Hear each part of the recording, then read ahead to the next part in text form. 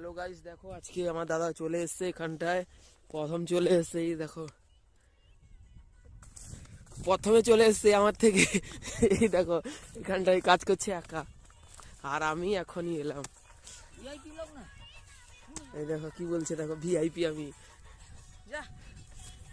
এই দেখো এদের ঘরে হয়ে গেছে, আমাদের ঘরে নাঙ্গল বাকি আছে এখনো। এই যে এরকম, এই যে এখানটায় খালা আছে না, এই জন্য উঁচু থেকে নিচুতে দেওয়া হবে মাটি। এই যে ছাড়ছে দেখো, এই দেখো। আর কুয়াশাটা চারদিকে দেখো, শুধু দেখা যাচ্ছে না হয়তো।